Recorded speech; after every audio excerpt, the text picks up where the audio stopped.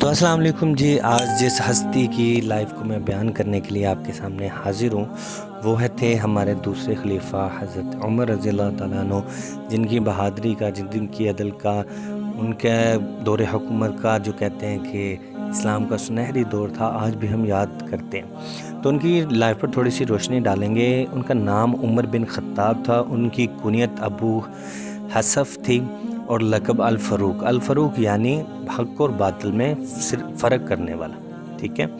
والد خطاب بن نفیل تھے، پیدائش ان کی 584 عیسوی مکہ مکرمہ میں ہوئی۔ حضرت عمر کا تعلق قریش کے قبیلے سے تھا، قریش کے قبیلے بنو عدی سے تھا، ٹھیک ہے۔ جوانی میں انہوں نے لکھنا پڑھنا سیکھا اور فن خطابت سیکھا۔ کشتی اور تیر اندازی کے ماہر تھے، عرب کے بڑے پہلوانوں میں ان کا نام آتا تھا۔ دیکھیں، انہوں نے جو اسلام قبول کیا وہ تو آپ صلی اللہ علیہ وسلم کی دعا کے طفیل ہی ان کو اسلام جو ہے، اسلام کی روشنی ان کو ملی۔ لیکن اگر اب ہم اس واقعے پر تھوڑی سی نظر ڈالیں کہ جیسے انہوں نے اسلام قبول کیا، تو حضرت عمر رضی اللہ تعالیٰ نے ایک بار گھر تشریف لائے تو ان کی جو بہن تھی وہ قرآن پاک اور پڑھ رہی تھی، ان کے جو بہنوئی تھے وہ بھی قرآن پاک پڑھ رہے تھے۔ ان کی بہن کا نام تھا فاطمہ بنت خطاب، ٹھیک ہے، اور ان کے شوہر کا نام سعید بن زید تھا۔ وہ قرآن پڑھ رہے تھے۔ پہلے تو حضرت عمر فاروق رضی اللہ تعالیٰ عنہ پہ بڑا غصہ ہوئے کہ تم مسلمانوں کی کتاب کو پڑھ رہی ہو اور میرے سے چھپ کے پڑھ رہی ہو، اور انہوں نے اپنے جہاں تک سننے کو ملتا ہے کہ جو ان کے بہنوئی تھے ان کو مارا بھی تھا۔ لیکن جب انہوں نے سورۃ طٰہٰ سنی تو وہ پگھل گئے اور رسول اللہ صلی اللہ علیہ وآلہ وسلم کی خدمت میں حاضر ہوئے اور ان پر ایمان لے۔ دیکھیں، اگر ان کی بہادری کا جو ہم بات کریں تو جب مسلمان کم تھے تعداد میں تو وہ چھپ چھپ کر وہ نماز پڑھتے تھے، چھپ چھپ کر عبادات کرتے تھے اور چھپ چھپ کر ہجرت کرتے تھے۔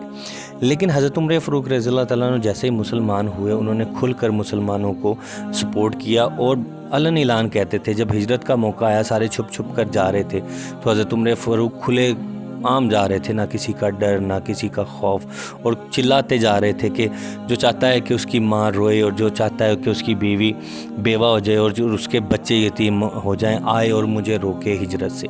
تو ان کی بہادری کا جو ہے وہ آج تک ہم قائل ہیں کہ جس طرح انہوں نے بہادری سے اپنی زندگی گزاری، کیونکہ وہ آپ صلی اللہ علیہ وسلم کو اکثر پوچھا کرتے تھے، یا رسول اللہ اگر ہم حق پر ہیں، ہمارا رب سچا ہے، تو پھر ہم کیوں ڈر ڈر کے اور کیوں ایسے چھپ چھپ کر عبادات کرتے ہیں؟ تو رسول اللہ صلی اللہ علیہ وآلہ وسلم سے بہتر کون جانتا ہے؟ تو جو جیسا وہ کرتے تھے وہ بہتر تھا تب کے مسلمانوں کے لیے، ٹھیک ہے۔ تو اگر ان کی خلافت کی بات کی جائے تو حضرت ابوبکر صدیق رضی اللہ تعالیٰ عنہ کے بعد 634 عیسوی میں خلافت ملی۔ ان کا دور 10 سال تک رہا۔ اسلام کا سنہری دور کہا جاتا ہے اس 10 سالوں میں، کیونکہ حضرت عمر فاروق رضی اللہ تعالیٰ عنہ نے روم اور فارسی جو بڑی بڑی سلطنتیں تھیں ان کو فتح کیا، اور بے شک حضرت علی رضی اللہ تعالیٰ عنہ، حضرت عثمان غنی رضی اللہ تعالیٰ عنہ ان کے ساتھ تھے۔ تو حضرت علی رضی اللہ تعالیٰ عنہ کے بغیر کوئی جنگ جیتنا وہ ہمارے بس میں نہیں تھا، یعنی کہ اللہ کے بس میں تو ہر چیز ہے، اللہ ہی ہر چیز کو جتوانے والا ہے، اللہ ہی ہر چیز کو ہرانے والا ہے۔ مطلب کہ آپ حضرت علی رضی اللہ تعالیٰ عنہ کے بارے میں آپ صلی اللہ علیہ وآلہ وسلم نے فرمایا کہ کل میں ایسے شخص کے ہاتھ میں جھنڈا دوں گا جس کے ذریعے اللہ ہماری فتح کرے گا۔ تو آپ صلی اللہ علیہ وآلہ وسلم نے وہ جھنڈا حضرت علی رضی اللہ تعالیٰ عنہ کے ہاتھ میں دیا۔ اور دیکھیں جی، وہ ان کی آپس میں حضرت علی کی شان زیادہ ہے، حضرت عمر فاروق کی شان زیادہ ہے، حضرت ابوبکر کی شان زیادہ، اس سے ہمارا کوئی لنک نہیں، ٹھیک ہے۔ ہمارے لیے چاروں صحابہ ہماری جان ہے اور ہمیشہ رہیں گے، ٹھیک ہے۔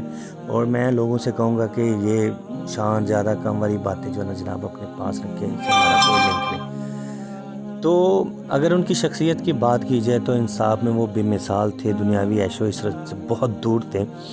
اور اگر ان کی وفات کی بات کریں تو 26 ذی الحج 23 ہجری 644 عیسوی میں فجر کے دوران ایک مجوس غلام ابو لؤلؤ فروزہ جس نے خنجر حضرت عمر کو مارا، اور 3 دن تک حضرت عمر فاروق رضی اللہ تعالیٰ عنہ زخمی رہے اور اس کے بعد شہید ہو گئے۔ یہ وہی عمر ہیں جس کے بارے میں حضرت علی رضی اللہ تعالیٰ عنہ نے فرمایا، ایک موقع تھا جب حضرت عمر فاروق رضی اللہ تعالیٰ عنہ کی باڈی مبارک جو تھی وہ سامنے رکھی ہوئی تھی۔ جب وہ وفات پا گئے تو ان کے بیٹے عبداللہ وہیں پہ کھڑے تھے تو حضرت علی رضی اللہ تعالیٰ عنہ تشریف لائے اور فرمایا عمر تم نے اپنے پیچھے ایسا کوئی شخص نہ چھوڑا جس کے اعمال کو میں دیکھتے ہوئے اللہ سے جا ملتا. مطلب ان کے اعمال اتنے اچھے تھے کہ حضرت علی رضی اللہ تعالیٰ عنہ ان کے بارے میں یہ فرما رہے.